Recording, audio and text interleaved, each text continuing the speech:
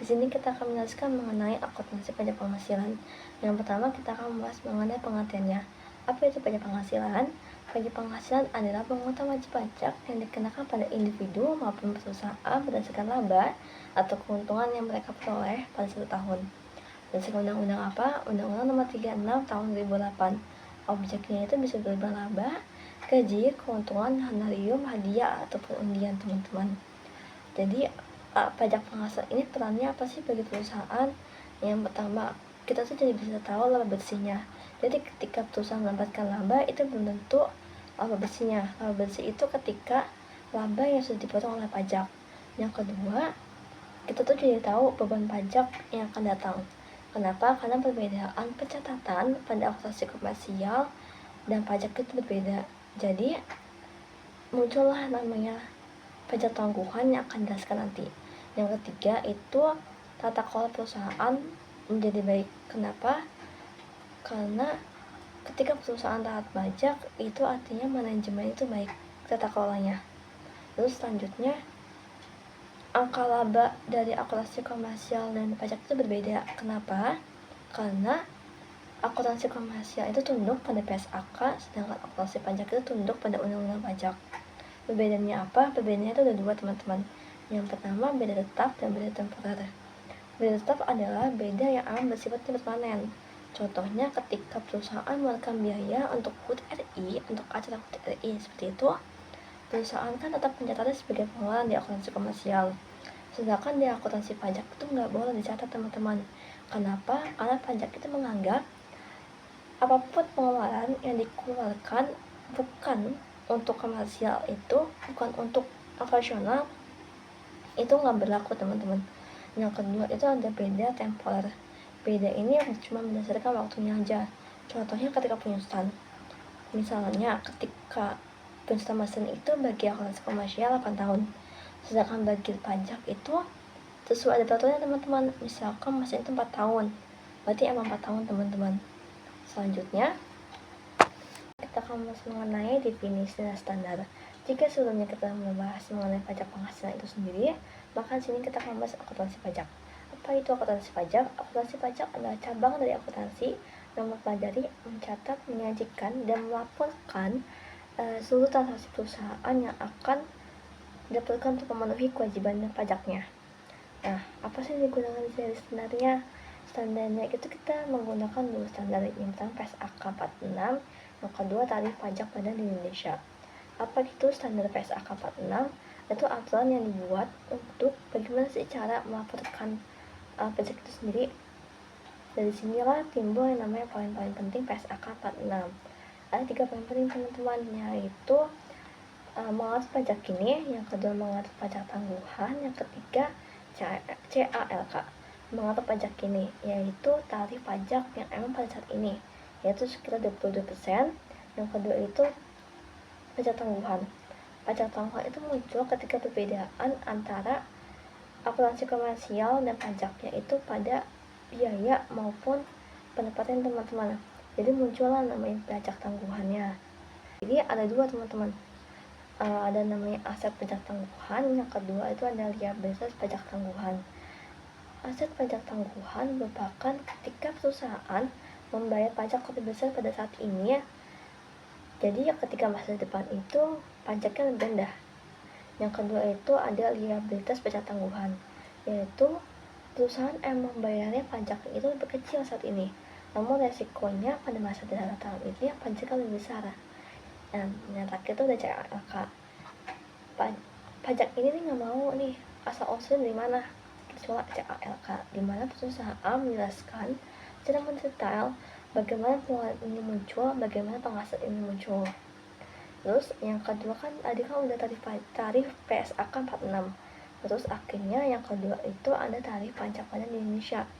Apa sih tarifnya? Berapa tarifnya?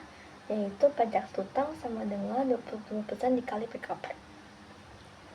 Nah, lalu apakah tarif pajak badan ini memiliki keringanan? Iya, ada dua keringanan teman-teman. Yang pertama itu fasilitas pasal 31E Undang-Undang PPH, yang dimana ketika perusahaan menengah memiliki omset di bawah 50 miliar, maka mendapat potongan 5%. Contohnya, yang pertama teman-teman, perusahaan A itu omsetnya nggak nyampe 50M. Akhirnya potonglah 22% dikali sampai dengan 11%. Yang kedua, jika perusahaan di atas 50 miliar, maka misalkan 60 miliar ini, emang di bagian 50 miliarnya 11%, tapi untuk sisanya 10 miliar, maka tetap dikenakan 22%-nya. Terus selanjutnya kita akan membahas konsep dasar akuntansi pajak penghasilan. Selanjutnya kita membahas mengenai konsep dasar akuntansi pajak penghasilan. Nah, tadi kan kita sudah bilang nih, namanya angka laba antara akuntansi komersial itu berbeda dengan akuntansi pajak. Jadi muncullah namanya rekonsiliasi pajak. Rekonsiliasi pajak ini timbul yang dua, yang pertama koreksi positif dan koreksi negatifnya. Koreksi fiskal positif itu contohnya biaya perbaikan mobil direktur. Perusahaan itu emang charge sebagai pengurangan, tapi sebagai pajak tuh enggak.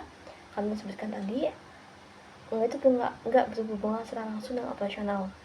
Yang kedua itu koreksi fiskal negatif.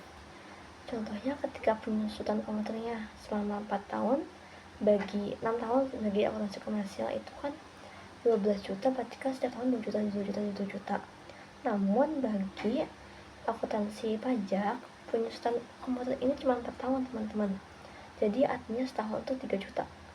Akhirnya pada akuntansi ini dikurangkan labanya. Terus pada PSA keempat ini muncul namanya beban pajak penghasilan. Beban pajak penghasilan adalah beban pajak kimia ditambah dengan pajak tangguhannya. Di sini ada contoh soalnya. Misalkan perusahaan A memiliki laba 1 miliar, beban pajak kimia sebesar 200 juta, dan beban tangguhannya 30 juta. Maka laporan rugi seperti apa? Yang pertama, laba sebelum pajak 1 juta, beban pajak penghasilannya itu pajak kini dan pajak tangguhannya 200 juta dan 30 juta. Maka totalnya itu 130 juta. Berapa sih laba bersihnya? Maka 1 miliar dikurangi dengan 220 juta, hasilnya 720 juta. Inilah laba bersihnya. Selanjutnya materinya akan dijelaskan teman saya. Halo semuanya, perkenalkan nama aku Rahmatunisa Ramadhani. Di sini aku mau melanjutkan materi yang telah disampaikan oleh teman aku. Di sini aku akan menjelaskan mengenai rekonsiliasi fiskal. Apa itu rekonsiliasi fiskal? Kenapa harus ada rekonsiliasi fiskal? Nah, rekonsiliasi fiskal itu adalah proses penyesuaian laba menurut komersial menjadi laba menurut fiskal. Nah, rekonsiliasi ini dilakukan karena terdapat beberapa perbedaan pengakuan antara beban dan pendapatan dalam komersial dan dalam fiskal. Contohnya, kalau dalam komersial itu ada pengakuan cadangan piutang tak tertagih. Sedangkan di dalam fiskal itu, cadangan piutang tak tertagih itu tidak ada yang namanya cadangan piutang. Contohnya lagi, kalau di pengakuan dalam depresiasi, bisa depresiasi kendaraan atau depresiasi yang lainnya. Nah, dalam fiskal dan komersial itu terdapat beberapa perbedaan yang harus kita hitung ulang, teman-teman. Nah, disinilah fungsi dari rekonsiliasi fiskal ini ya. Nah, perusahaan itu menyusun laporan laba rugi itu kan berdasarkan PSAK, sedangkan dalam menyusun laporan laba rugi fiskal itu menurut peraturan undang-undang pajak. Nah, tujuan dari rekonsiliasi fiskal, yang pertama, menentukan penghasilan kena pajak. Yang kedua, menghitung pajak yang terutang dari perusahaan itu. Bisa dari pajak yang terutang, lalu bisa menghitung kredit pajaknya, bisa menghitung pajak kurang atau lebih bayarnya. Nah, yang ketiga itu untuk menyesuaikan perbedaan antara standar akuntansi dan standar perpajakan. Di dalam laporan rekonsiliasi fiskal, ada yang namanya koreksi positif dan koreksi negatif. Nah, teman-teman, di dalam koreksi fiskal ini ada beberapa biaya, beban, atau penghasilan yang tidak boleh dicantumkan dalam rekonsiliasi fiskal. Contohnya itu cadangan piutang. Di dalam rekonsiliasi fiskal itu tidak boleh. Terus denda pajak juga tidak boleh dimasukkan dalam rekonsiliasi fiskal. Terus beban atau natura tertentu yang sesuai dengan peraturan perpajakan yang terbaru.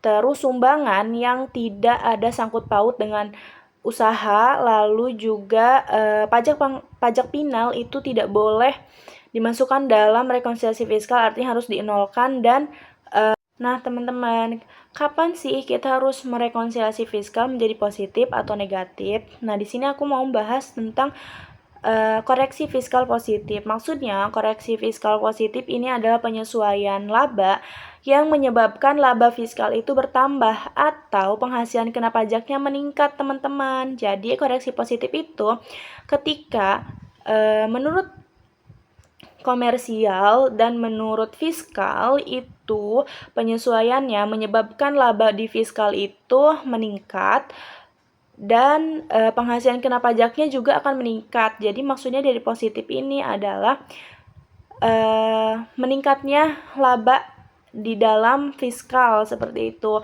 Terjadi ketika ada biaya yang menurut akuntansi itu diakui sebagai beban, tapi menurut pajak itu tidak boleh dikurangkan. Contohnya yang pertama denda pajak.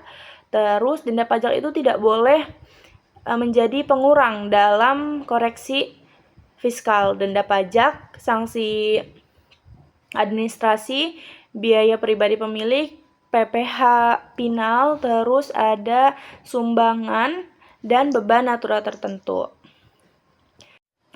Nah, selanjutnya untuk contoh koreksi fiskal positif. Contohnya itu di sini ada laba komersial dari PT ABC tahun 2025 sebesar 500 juta. Nah, terdapat beberapa informasi tambahan. Yang pertama, beban denda pajak 20 juta, sumbangan 15 juta yang tidak memenuhi syarat fiskal. Nah, jawabannya, karena beban denda pajak dan sumbangan itu tidak boleh dikurangkan secara fiskal, maka kita harus mengoreksinya di positif, teman-teman. Yang tadinya laba komersialnya 500 juta karena koreksi positif 20 juta dan 15 juta, maka 35 juta. Karena koreksi positif, maka dia akan menambah laba fiskal 500 juta tambah 35 juta. Berarti laba fiskalnya itu 535 juta. Seperti itu teman-teman untuk koreksi positif. Nah, selanjutnya kan tadi kita sudah membahas mengenai koreksi fiskal positif. Sekarang, kapan sih kita harus mengkoreksi fiskal itu menjadi negatif? Jadi, koreksi fiskal negatif itu maksudnya adalah koreksi fiskal penyesuaiannya yang menyebabkan laba fiskal itu berkurang atau penghasilan kena pajaknya itu akan berkurang. Nah, biasanya hal ini tuh terjadi yang dikarenakan yang pertama, ada penghasilan yang sudah dikenakan pajak pinal. Pajak pinal itu bisa sewa selain tanah dan bangunan, pendapatan jasa giro, dan yang lainnya. Lalu ada juga penghasilan yang bukan objek pajak. Nah, untuk koreksi fiskal negatif ini bisa kita lakukan ketika ada objek pajak PPh pinal, teman-teman. Seperti pendapatan bunga, sewa tanah dan bangunan, dividen untuk tertentu yang bukan objek pajak. Di sini aku mau kasih contoh soal koreksi fiskal negatif. Laba koreksi fiskal VTX YZ itu 800 juta. Terdapat pendapatan deposito. Pendapatan depositonya itu 100 juta. Nah, pendapatan deposito ini masuk dalam objek pajak PPh pinal, teman-teman. Berarti karena dia masuk ke dalam objek pajak PPh pinal, maka kita akan kurangkan atau koreksi fiskal negatif. 800 juta koreksi 100 juta, maka laba fiskalnya menjadi 700 juta. Berarti di dalam tabel rekonsiliasinya laba menurut komersial itu 800 juta dan laba menurut fiskal itu 700 juta. Nah, selanjutnya di dalam menyusun rekonsiliasi fiskal itu ada yang namanya perbedaan tetap dan perbedaan waktu. Nah, perbedaan tetap ini maksudnya adalah perbedaan yang tidak akan berbalik di masa depan, teman-teman. Jadi perbedaannya itu cukup ketika ada koreksi saat itu aja, tidak akan berbalik ke perusahaan itu di masa depan. Contohnya itu ada denda pajak dan penghasilan bunga deposito pinal. Akibatnya perbedaan tetap ini dia tidak akan menimbulkan pajak tangguhan di masa depan, teman-teman. Nah, kalau untuk perbedaan temporer atau perbedaan waktu itu berarti adalah perbedaan waktu pengakuan antara akuntansi dan fiskal. Tadi di pertama aku sudah menjelaskan bahwa di dalam akuntansi dan fiskal itu terdapat perbedaan dalam pengakuan depresiasi. Nah, perbedaan ini masuk ke dalam perbedaan waktu, yaitu perbedaan pengakuan antara akuntansi dan fiskal, yaitu contohnya penyusutan gedung atau penyusutan kendaraan dan penyusutan yang lainnya. Dan yang kedua itu ada cadangan piutang. Nah, akibatnya adanya perbedaan waktu ini akan menimbulkan yang namanya pajak tangguhan. Nah, apa sih itu pajak tangguhan itu? Nah, sebelum aku membahas ke pajak tangguhan, teman-teman, dalam menyusun rekonsiliasi fiskal itu teman-teman harus bisa cara perhitungan PKP atau penghasilan kena pajak. Jadi, PKP itu adalah laba komersial ditambah koreksi positif dikurangi koreksi negatif. Nah, di sini ada yang namanya pajak kini dan pajak tangguhan. Apa maksudnya? Jadi, pajak kini adalah jumlah pajak penghasilan yang terutang atas laba fiskal pada satu periode berjalan saat tahun berjalan itu, teman-teman. Jadi, pajak kini itu jumlah pajak penghasilan yang terutang atas laba fiskal di tahun itu juga. Nah, rumusnya pajak kini itu sama dengan tarif pajak dikali penghasilan kena pajak. Nah, umumnya tarif pajak badan di Indonesia itu 22% yang tidak mendapatkan fasilitas ya, teman-teman. Nah, contohnya untuk pajak kini, kan pajak kini itu perhitungan untuk tahun pajak saat itu. Di sini, PKP PT Maju itu sebesar 2 juta rupiah. Tarif pajaknya 22%. Berarti, pajak kininya itu adalah 22% dikali 2 juta, yaitu sama dengan pajak kininya adalah 440 juta. Nah, ini kan sudah kita ketahui pajak kininya. Nah, kita harus menjurnal nih, jurnal pajak saat mengakui beban pajak, yaitu beban pajak ini pada utang pajak penghasilan, yaitu 440 juta. Saat membayar pajak, itu jurnalnya kita balik, utang pajak penghasilan pada kas sebesar 440 juta. Selanjutnya, kita tadi sudah membahas pajak kini dan pajak tangguhan. Pajak tangguhan itu kan ada kaitannya dengan perbedaan temporer tadi, teman-teman. Nah, maksudnya pajak tangguhan itu adalah pajak yang dampak pajak akibat perbedaan temporer antara akuntansi dan fiskal. Jadi, aset pajak tangguhan itu adalah muncul ketika perusahaan itu berpotensi membayar pajak lebih kecil di masa depan. Biasanya itu berasal dari beban yang sudah diakui komersial tetapi belum dikurangkan oleh fiskal. Contohnya, cadangan piutang. Secara komersial itu boleh, sedangkan secara fiskal itu tidak boleh. Maka nanti saat benar-benar dihapus, pajak masa depan itu akan menjadi lebih kecil, teman-teman. Nah, kalau untuk liabilitas pajak tangguhan itu maksudnya liabilitas itu muncul ketika perusahaan akan membayar pajak lebih besar di masa depan. Contohnya, penyusutan fiskal lebih cepat daripada komersial. Akibatnya, saat ini itu pajak lebih kecil, sedangkan masa depan pajak itu akan lebih besar, teman-teman. Nah, di sini aku ada contoh soal mengenai soal pajak tangguhan.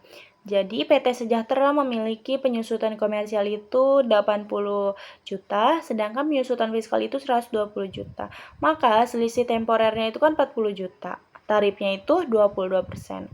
Nah, jawabannya, karena penyusutan fiskal itu lebih besar, maka pajak masa depan itu akan lebih besar. Maka timbul liabilitas pajak tangguhan. Perhitungannya 22% dikali 40 juta itu sama dengan 8.800.000. Jurnalnya beban pajak tangguhan pada liabilitas pajak tangguhan sebesar 8.800.000. Materi selanjutnya akan disampaikan oleh rekan saya. Halo semuanya, kembali lagi sama aku Anggita Resnaini. Di sini aku bakalan ngejelasin dan ngelanjutin materi yang udah dijelaskan oleh teman-teman aku sebelumnya. Nah, di sini ada pengakuan aset pajak tangguhan. Nah, pada dasarnya ini adalah seni mencatat manfaat pajak di masa depan. Namun, akuntansi sangat hati-hati dalam hal ini. Jadi, tidak boleh asal mengakuinya kalau tidak yakin manfaat itu bisa dipakai. Berdasarkan PSAK 46 dan literatur akuntansi keuangan, berikut adalah cara pengakuannya. Yang pertama itu adalah syarat utama, probable. Nah, ini adalah syarat paling penting. Perusahaan tidak boleh mengakui aset pajak tangguhan jika besar kemungkinan laba fiskal di masa depan akan tersedia. Nah, logikanya aset pajak tangguhan itu seperti kupon diskon pajak. Nah, kupon hanya berguna kalau nanti perusahaan ini punya penghasilan untuk dipajaki. Kalau di masa depan perusahaannya ini mengalami kerugian terus-menerus, kupon itu tidak ada gunanya, jadi tidak boleh dicatat sebagai aset. Nah, selanjutnya ada 3 hal utama yang bisa memicu munculnya aset ini. Yang pertama yaitu perbedaan temporer yang boleh dikurangkan. Nah, kondisi ini di mana perusahaan sudah mengakui beban secara akuntansi, tetapi pajak belum memperbolehkannya. Jadi hanya ditunda pengakuannya oleh pajak. Contohnya itu cadangan, penurunan nilai persediaan, atau estimasi beban garansi. Selanjutnya itu ada akumulasi rugi pajak atau kompensasi kerugian. Nah, jika perusahaan rugi tahun ini, menurut aturan pajak Indonesia, rugi tersebut bisa dipakai untuk mengurangi pajak selama 5 tahun ke depan, dan rugi ini bisa diakui sebagai aset pajak tangguhan. Dan yang terakhir yaitu adalah kredit pajak yang belum dimanfaatkan. Nah, pajak yang sudah dibayar seperti PPh pasal 22 atau 23 yang belum dikreditkan. Selanjutnya ada jurnal pengakuannya. Nah, ketika perusahaan menentukan ada selisih yang akan mengurangi pajak di masa depan, jurnalnya yaitu aset pajak tangguhan di debit dan pendapatan pajak tangguhan di kredit, yaitu akan mengurangi total beban pajak di laporan laba rugi. Selanjutnya yaitu evaluasi setiap akhir tahun atau reassessment. Nah, setiap akhir tahun perusahaan harus mengecek ulang apakah perusahaannya ini masih yakin tahun depan bakal untung, dan jika ternyata di masa depan diprediksi akan rugi terus, maka aset pajak tangguhan yang sudah dicatat harus diturunkan nilainya atau dihapus. Oke, selanjutnya ada pengukuran pajak tangguhan. Nah, di sini berdasarkan PSAK 46 berikut adalah poin-poin penting pengukurannya. Yang pertama itu menggunakan tarif yang telah ditetapkan atau enacted. Jadi, aset atau liabilitas pajak tangguhan harus dihitung menggunakan tarif pajak yang telah ditetapkan atau secara substansi telah ditetapkan oleh pemerintah pada tanggal pelaporan akhir tahun. Nah, maksudnya jika per 31 Desember pemerintah telah mengeluarkan UU bahwa tarif pajak tahun depan turun dari 22% menjadi 20%, maka kamu harus menggunakan tarif 20% untuk menghitung pajak tangguhan. Nah, meskipun tahun ini masih membayar pajak dengan tarif 22%. Selanjutnya adalah rumus dasar pengukurannya.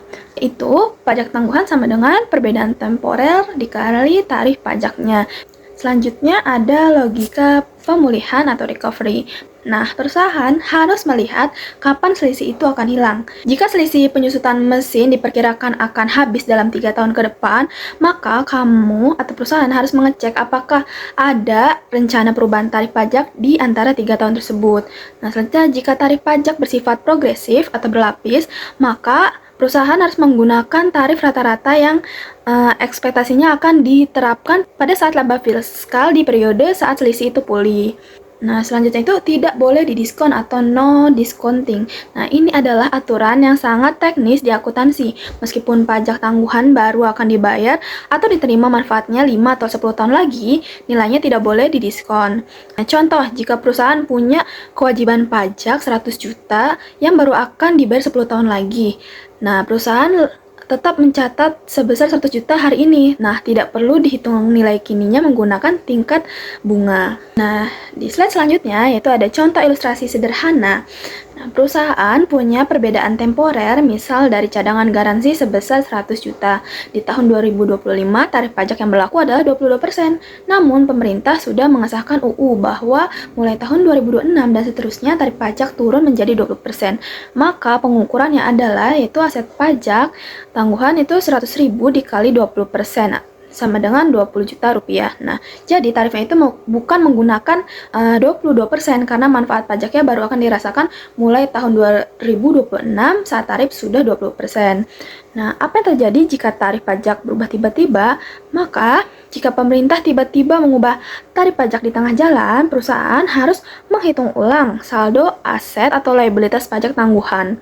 Nah, selisih akibat perubahan tarif tersebut langsung diakui di laporan laba rugi pada periode perubahan itu terjadi. Nah, di slide selanjutnya ada dampak pajak tangguhan terhadap laba. Yang pertama itu mengurangi fluktuasi laba. Tanpa pajak tangguhan, laba bersih perusahaan bisa terlihat melonjak atau anjlok drastis hanya karena perbedaan waktu pengakuan biaya pajak tangguhan. Ini menghaluskan angka beban pajak di laporan laba rugi agar sesuai dengan prinsip matching cost against revenue. Nah, selanjutnya ada 4 pajak tangguhan terhadap laba, yaitu pajak tangguhan membuat beban pajak di laporan laba rugi berbeda dengan pajak terutang yang sebenarnya dibayarkan ke kantor pajak. Nah, jika muncul pendapatan pajak tangguhan, laba bersih akan meningkat. Namun, jika muncul beban pajak tangguhan, laba bersih akan menurun. Lalu, mengapa aset pajak tangguhan belum tentu menguntungkan? Meskipun namanya aset, ia tidak seperti kas atau piutang yang biasa segera digunakan. Nah, ada alasan mengapa aset ini bisa menjadi beban tersendiri.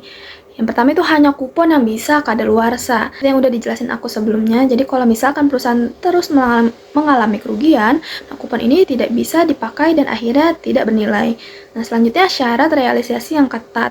Nah, maksudnya jika perusahaan ragu bahwa mereka akan mengalami laba fiskal di masa depan, nah aset pajak tangguhan tersebut harus dikurangi nilainya atau valuation allowance. Penurunan nilai ini akan memangkas laba bersih perusahaan secara drastis pada saat penyesuaian dilakukan. Dan yang terakhir, bukan arus kas masuk. Aset pajak tangguhan ini tidak menambah saldo bank perusahaan. Perusahaan tetap harus keluar uang untuk membayar pajak saat ini meskipun secara akuntansi mereka mencatat adanya aset. Nah, selanjutnya ada risiko salah interpretasi oleh investor. Nah, investor yang hanya melihat laba bersih tanpa membedah komponen pajak seringkali terjebak dalam beberapa misinterpretasi. Yang pertama itu laba semu atau artificial earning. Investor mungkin mengira perusahaan sangat menguntungkan karena laba bersihnya tinggi. Padahal tingginya laba bersih tersebut bisa terjadi karena adanya pengakuan pendapatan pajak tangguhan yang besar akibat kerugian fiskal masa lalu, bukan karena performa operasional yang membaik. Selanjutnya yaitu menyembunyikan masalah operasional. Perusahaan yang sedang kesulitan seringkali memiliki aset pajak tangguhan yang besar karena terus-menerus rugi secara pajak. Investor pemula mungkin melihat aset pajak tangguhan sebagai aset yang memperkuat posisi neraca, padahal itu adalah indikator bahwa perusahaan sedang mengalami tren kerugian. Dan yang terakhir ada risiko pembalikan atau reversal. Nah, investor mungkin tidak menyadari bahwa liabilitas pajak tangguhan yang besar adalah bom waktu. Di masa depan, perusahaan akan dipaksa membayar kas yang lebih besar ke kantor pajak saat perbedaan waktu tersebut berakhir, yang bisa mengganggu likuiditas perusahaan. Selanjutnya adalah penyajian dalam laporan keuangan.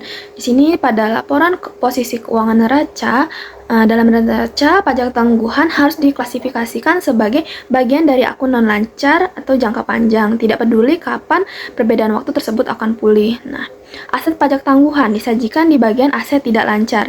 Ini mencerminkan jumlah pajak penghasilan yang dapat dipulihkan pada periode masa depan.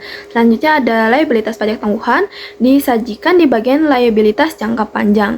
Ini mencerminkan kewajiban pajak yang harus dibayar di masa depan. Selanjutnya ada saling hapus atau offsetting. Nah, perusahaan diperbolehkan atau biasanya juga diharuskan melakukan saling hapus antara aset dan liabilitas pajak tangguhan jika aset dan liabilitas tersebut terkait dengan otoritas perpajakan yang sama. Selanjutnya penyajian dalam laporan laba rugi dan penghasilan komprehensif lain. Di sini pajak tangguhan muncul untuk menyesuaikan angka laba agar mencerminkan beban yang lebih akurat secara akrual. Nah, beban pajak kini itu merupakan jumlah pajak penghasilan yang benar-benar terhutang dan harus dibayarkan ke kantor pajak untuk periode berjalan. Beban pajak tangguhan terjadi jika ada kenaikan pada liabilitas pajak tangguhan atau penurunan pada aset pajak tangguhan. Nah, ini akan mengurangi laba bersih. Sementara manfaat pajak tangguhan terjadi jika ada kenaikan pada aset pajak tangguhan atau penurunan pada liabilitas pajak tangguhan. Dan ini akan menambah laba bersih. Nah, penyajian akhirnya di laporan laba rugi akan tertulis satu baris beban pajak penghasilan, lalu rinciannya di CALK akan terlihat penggabungan antara pajak kini dan pajak tangguhan tersebut. Selanjutnya adalah penyajian dalam catatan atas laporan keuangan atau CALK. Bagian ini adalah yang paling krusial karena memberikan detail yang tidak terlihat di angka ringkasan. Hal-hal yang harus diungkapkan antara lain Pertama ada rincian komponen, itu penjelasan mengenai apa yang menyebabkan munculnya pajak tangguhan, misalnya karena perbedaan penyusutan, cadangan imbalan kerja, atau rugi fiskal. Selanjutnya rekonsiliasi pajak, itu penjelasan mengenai hubungan antara beban pajak dengan laba akuntansi. Selanjutnya analisis aset yang tidak diakui. Jika perusahaan memiliki rugi fiskal yang besar tapi tidak mengakui aset pajak tangguhan karena tidak yakin akan untung di masa depan, hal ini wajib dijelaskan di CALK. Dan yang terakhir yaitu perubahan tarif. Jika ada perubahan tarif pajak dari pemerintah, dampaknya terhadap saldo pajak tangguhan harus dijelaskan secara rinci di CALK. Selanjutnya ada studi kasus, analisis pajak kini dan pajak tangguhan pada laporan finansial PT Astra International Tbk. Nah, di dalam laporan posisi keuangan PT Astra per 30 September 2025, pengakuan pajak tangguhan disajikan secara terpisah pada kategori jangka panjang. Nah, di sini ada aset pajak tangguhan tercatat sebesar 7,7 miliar yang naik dari 6,6 miliar pada tahun 2024. Angka ini mencerminkan tabungan manfaat pajak masa depan yang dimiliki oleh anak-anak perusahaan Astra. Di slide selanjutnya, yaitu ada liabilitas pajak tangguhan di akun liabilitas jangka panjang.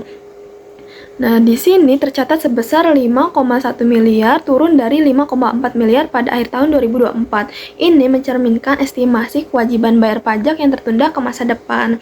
Nah, selain dari dua hal itu, ternyata di laporan posisi keuangan terdapat utang pajak.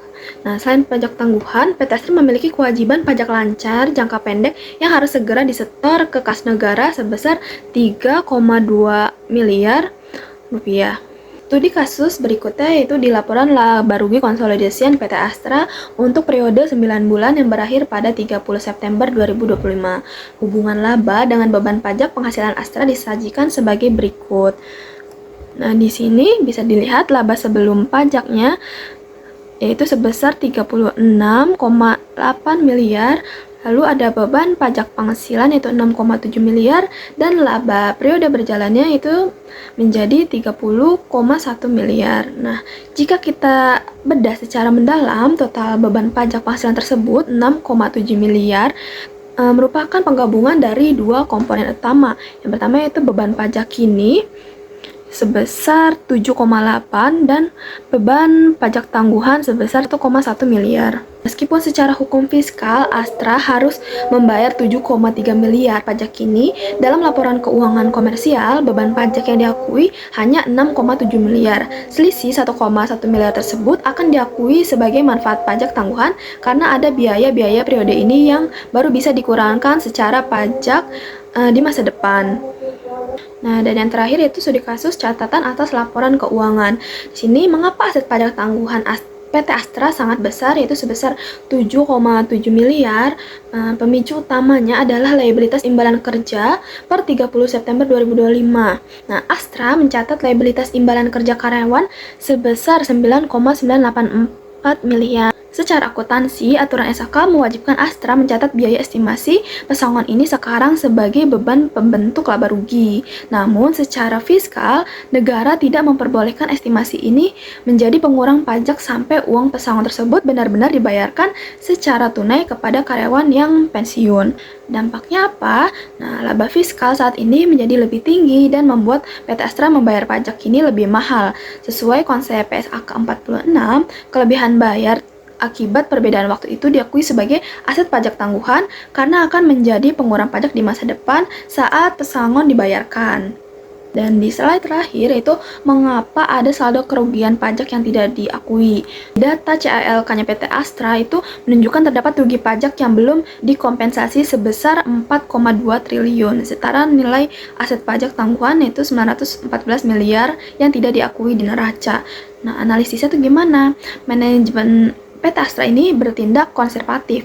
Mereka menilai beberapa entitas anak yang merugi tersebut belum tentu menghasilkan laba kena pajak dalam waktu dekat sebelum masa berlaku rugi pajak tersebut kadaluarsa. Ini membuktikan teori bahwa aset pajak tangguhan tidak selalu bisa dicatat jika tidak ada kepastian laba di masa depan.